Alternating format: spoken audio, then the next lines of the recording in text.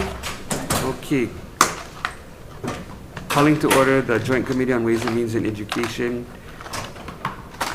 This morning we'll hear from Department of Education, charter schools, and libraries who will be presenting their biennium budget. Good morning. Good morning.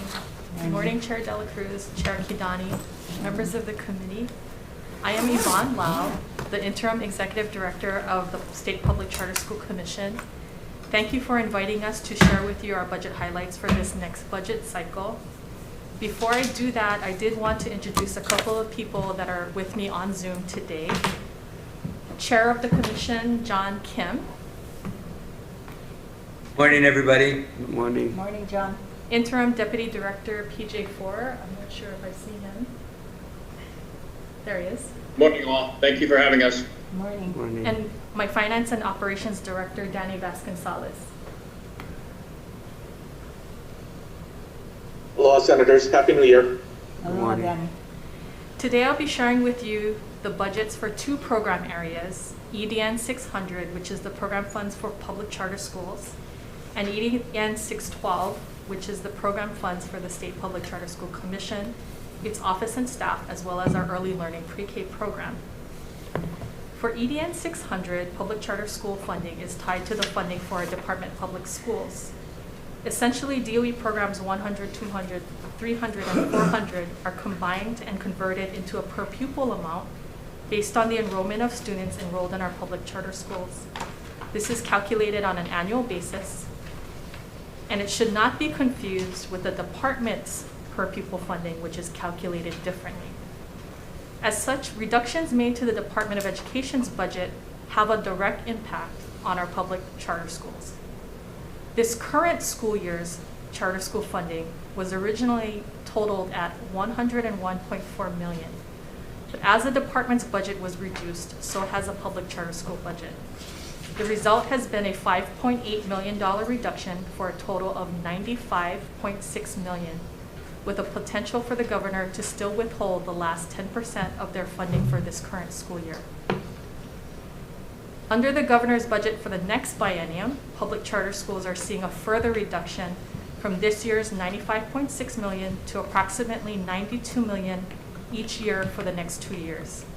Again, strictly based on the reductions for funding to our department public schools.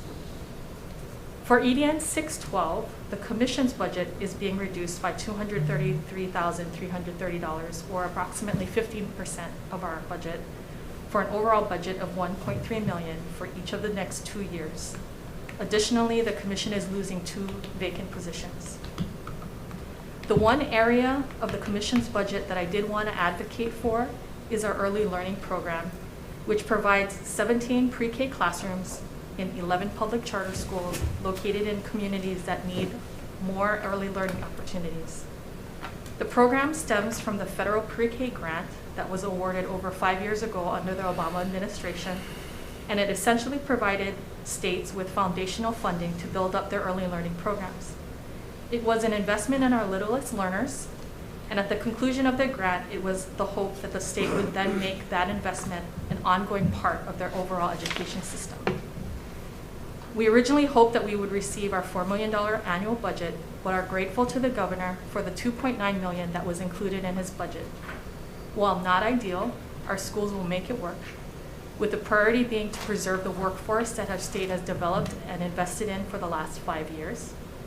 There will not be as much left as we had hoped in that we could provide support for facilities maintenance, custodial and administrative support, utilities, and especially now with COVID-19, internet access and additional PPE costs. And then further reductions to the regular K-12 program schools would also have impacts on our early learning programs. With COVID-19, we all know how difficult it has been for our schools, our parents, and our students to operate and learn in this environment.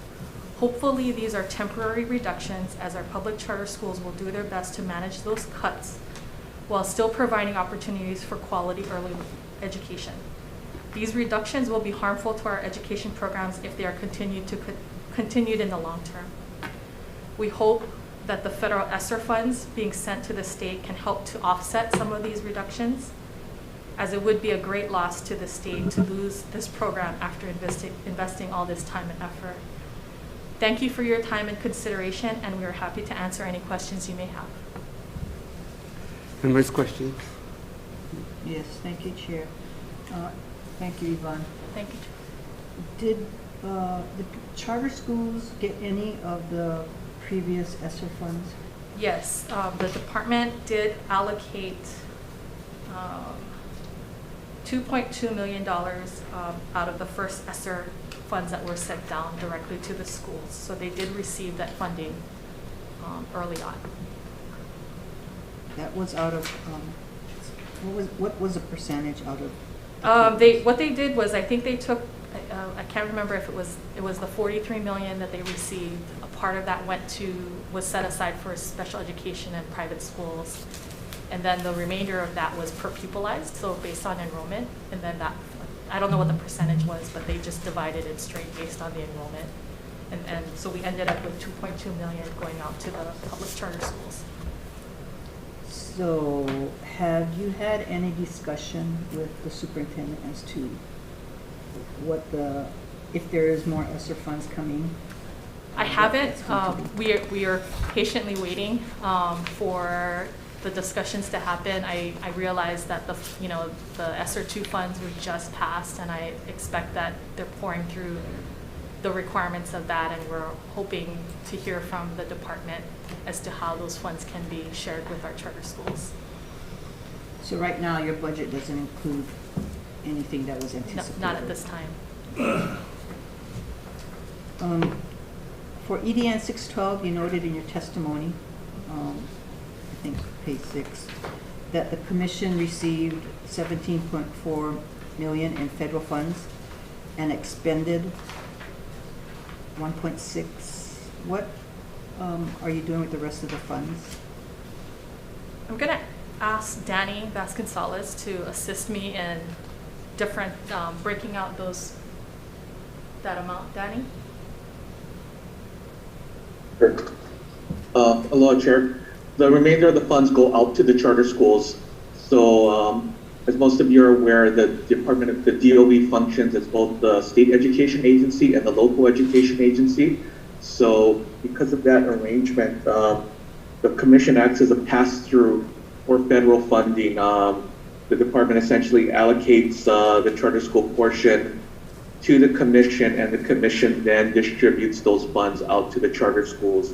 So of that $17.4 million in federal funds last year, which did include the ESSER 1 funds, the remainder of those of that 17.4 from the 1.6 went out to the charter schools. So of that 17.4, the commission kept 1.6 million. Is that correct? What was that used for? That's like 10%. So Danny, I believe that's the programming funds that the federal program team used to provide additional professional development. Yes. Right. So the Yes. Go ahead. I'm sorry. Go ahead, Danny. Okay. We do have an MOU with the department that provides us with funding for staffing that will assist the schools, primarily for Title I. A lot of it because Title I makes up the bulk of the funds that come to at least our charter schools on the federal side. We do have staff that assist the schools with creating their Title I plans, as well as making sure that they meet the federal compliance requirements for this federal funding. So that would primarily be the 1.6. We also do provide some support in terms of providing professional development opportunities and just generalize sort of additional administrative support to the schools through our federal program staff. If there's any specific duties or areas you wanted to go into, Senator Kidani, we could ask our Deputy Director, PJ4, to maybe provide those details. I'm not sure I quite understand. Are you saying the 1.6 million went back to the DOE to provide services? No, actually, the DOE allocates this funding to the commission office to hire federal program personnel to assist the schools in compliance monitoring of the use of those title funds.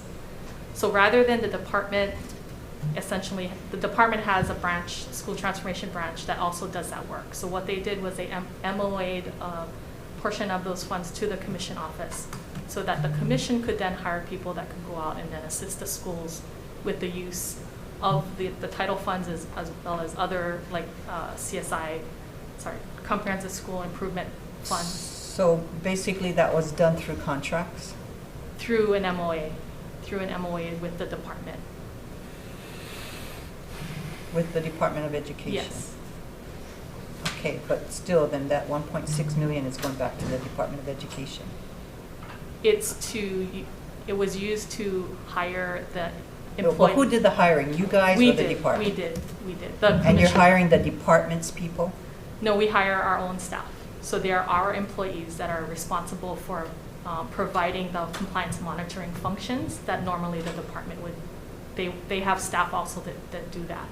Okay, but it was not the department staff, you hired No. your own? Yeah, we hired. So, yeah, so I don't know how many individuals, or if this was a company that you hired, whatever. Could we have those details, please? Absolutely, Thank you. absolutely. Thank you. Members, any other questions? Okay, thank you. Thank you so much. Okay, we're going to recess so that we can have a library set up. Thank you. Recess.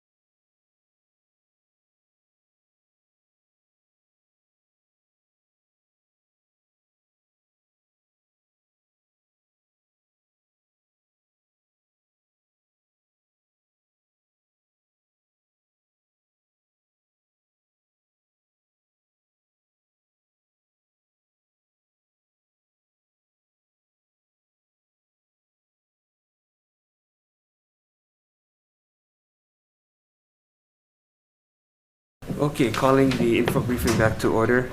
So now we'll hear from libraries who will present their biennial budget. Good morning. Good morning, aloha. It's so nice to see real people. I was just saying to Senator Kadani. Thank you both to the chairs and. Thank you for confirming we are real. Yes, you're real. I love it. I'm Stacey Aldridge. I'm the state librarian, and with me I have my colleague and special assistant to the state librarian, Mallory Fujitani, in the Max Headroom version. I'm not even sure how many people know who Max Headroom is anymore. I thank you for the opportunity to share information about the Hawaii State Public Library System and the budget. Before I begin, though, I just wanted to thank all the staff at the Hawaii State Public Library System for their dedication and flexibility during the pandemic, learning how new safety protocols, shifting in different phases, providing takeout services to over 100,000 people just since May, and also doing new kinds of work. They're basically warehouses right now who are taking in orders from folks besides being open just a little.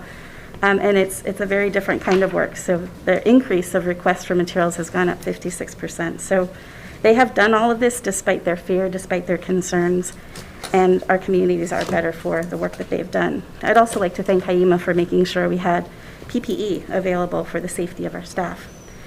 What the pandemic has taught us now more than ever is that people need access. They need access to our libraries. When we closed our library doors in March, we focused on our digital doors, trying to make sure that we had enough resources available to people while they were at home. The data bears out that it was important to people. We are one of 65 libraries in the United States that circulated 1 million ebooks in 2020. We also had added streaming media services to include Canopy. And since July of just this year, we've had 142,000 users and over 30,000 videos watched.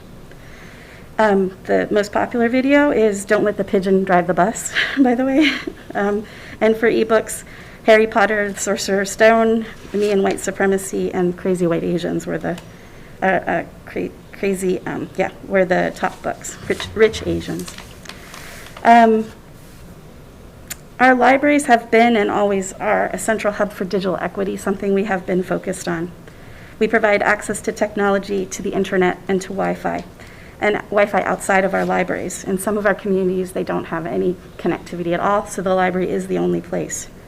Knowing that this connectivity is so important, we're in the process of improving our connectivity by leveraging federal E-rate dollars to ensure that we have a robust network to support all of our communities. In addition, we've purchased 16 Chromebooks for every library to create access to the public for workforce development, learning, telehealth, and hopefully providing opportunities for the public to participate in the legislative process in terms of hearings. In addition, we continue to have a collection of books. People still like physical books. 3.2 million holdings that our communities are checking out to learn, to be educated, and to connect to our stories. But it's not just a collection of books, CDs, DVDs, digital resources, but a collection of staff and resources that we've checked out to our fellow government agencies during the pandemic.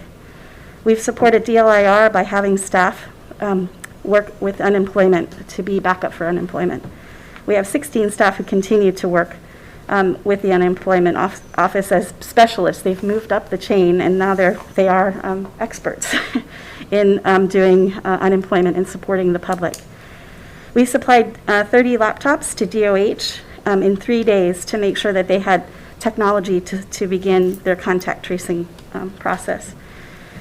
And in Wahiawa, we're supporting WIC by having them in our meeting space right now because they lost their space. There was a fire and then they lost their additional space, and they needed a place to be that would be central to the community. So we're happy to support them, and our branch managers are happy to support them being with us while they look for a new place.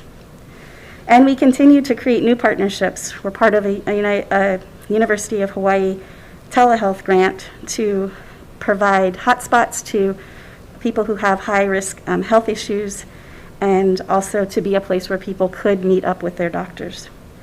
We're looking at workforce development support for the Workforce Development Council by providing a place for digital literacy skills. And there's many more places that are contacting us to try to ask how we can provide access for people who want to be connected in this new digital world. Time after time, we step up and support our fellow agencies and our communities.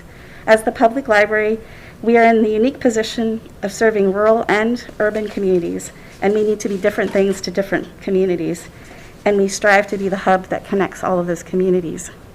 Our challenges are that we have 51 branches on 6 islands.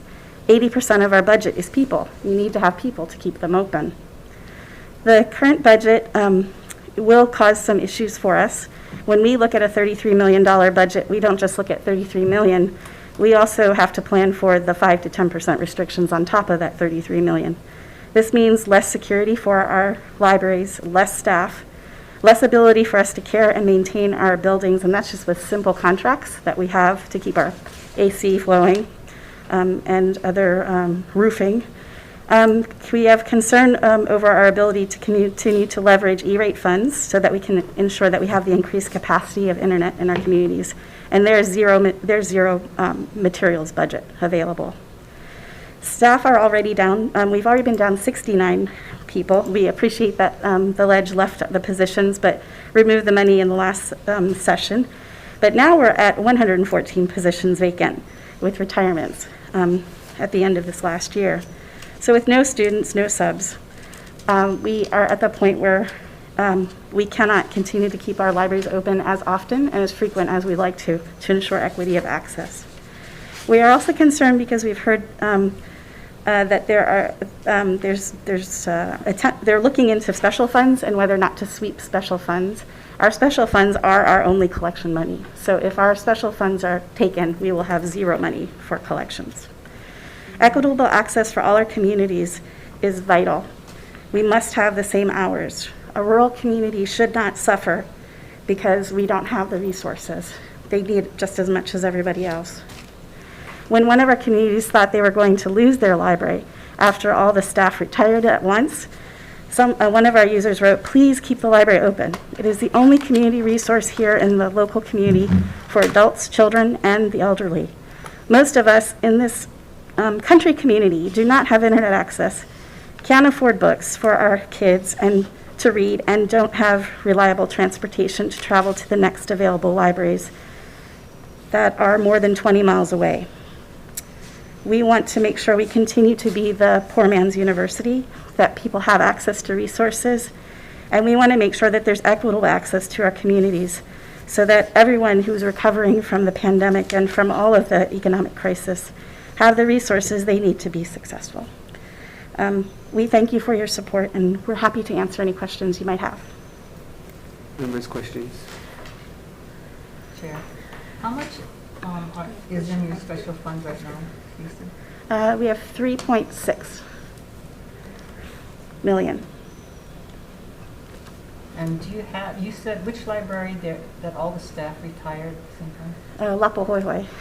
So currently, That's the one we had problems. yes. So currently, we have the manager of the Honoka'a Library. He is traveling and keeping the library open. So the days are shorter, but we still have access while we try to transition.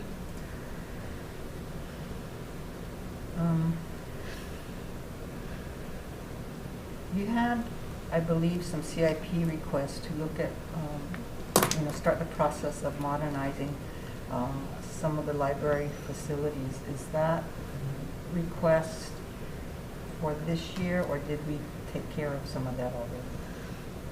I think that was part of last year. Mallory? The modernization. Hi, Mallory Fujitani. So yes, every year we request a health and safety lump sum amount. That appropriation gives us the flexibility to handle quite an extensive number of projects and repairs to our 52 buildings. And we appreciate the legislature's continued support. Having this lump sum funding available in each biennium year ensures that we will be able to finish projects that might have started in the prior biennium budget. And it gives us some flexibility should, issues arise as we open up buildings and find more problems with it. Thank you. So Stacy, how many librarians have retired over this past fiscal year? Over the past fiscal year, well, total staff, we've had about 40 staff leave since the beginning of this last fiscal year. So Okay, a 40 mixture. staff. Mhm. And some haven't retired. Unfortunately, some of our larger libraries, we really do need leadership. So Hilo is our largest circulating branch, does not have a manager right now. The person we had left in the middle of the night and flew to Chicago and called us and told us they weren't coming back during the pandemic. So we have these larger libraries that really do need leadership, and unfortunately, it's all of our regional libraries, and we haven't been able to fill those positions. We have a request in for the against the hiring freeze. So you haven't been able to fill the positions because of the freeze? Mhm. Okay, not for lack of people that are applying for the jobs? I think we can find people. I think it's just yeah. 'Cause- Once the freeze gets released, then we can recruit. Yeah, and we have put in a request to get an exemption from the So freeze. do you have a list of all the libraries that have had to either close or reduce hours because of no personnel? We do track the libraries right now. We have several libraries that it's a pretty ongoing because they're small and they have fewer staff. But we could get a list to you. Thank you. Mhm. Senator Nguyen? Okay, just to add, to follow up regarding the chair's vacancy questions. So on the Lapahoihoi vacancy, the vacancy is the manager's position. Actually, it's all three positions. It's our manager, a library, I think it's a library assistant, and a janitor. They all So- retired. Okay, so there's nobody there then? No permanent position is there. Okay, Yeah. except for the person who's transfer rotating. of the Honoka, and that's quite a distance. Mhm. So I can see where, the time for opening is limited. Another thing too is that for Laupahoehoe, there's, limitations of internet in between. There's certain places of residence. So, they go to the library, as a source. The libraries throughout our state, I guess, has been a resource for internet connections as well. So now your Kailua Kona's vacancy, now that's a management position as well? Yes. Did the Mhm. person retire? Yes, she retired. Okay, so when you open up the libraries, doesn't the managers need to be present? Yes, we like to have a manager present. We usually, in these cases, we've had to do temporary assignments, which is difficult in our current budget to do, but in those cases, we try to do temporary assignments. So the next librarian down, usually, if there's one or two that have the same, they'll swap, and they'll take turns being in charge. But it has been our staff on Oahu that has been directly managing because of the number of staff that we actually have on the Big Island. Okay, are we ensuring that transfers in the positions, because if you're a librarian 2 or 3 or whatever, takes a position of the management, hopefully that the salaries have met Yes. the time But spent most in of, that most role? of these problems are going to be solved if they just let go of the freeze. So once they have the freeze lifted, then she can start to recruit, and she won't have to play this kind Yeah, of shell game and exactly. magic game, because we can keep asking her questions about how she's doing it, but until the freeze is lifted, she's still stuck. Yeah, but the freeze can go on for a couple of years. So you have to lobby the governor. Yeah, exactly. So if you don't, because if she's only limited with what she has. Right. Mhm. So you can call BNF and see if they would try to How help, long the freeze is going to be or whatever. or ask them Okay. to lift it. Yeah. Mhm. Okay, I think that's all the questions for now. Thank you, Chair. Any other questions? If not, thank you. Thank you very much. Thank you. Thank you. Thank you for a non-painful process.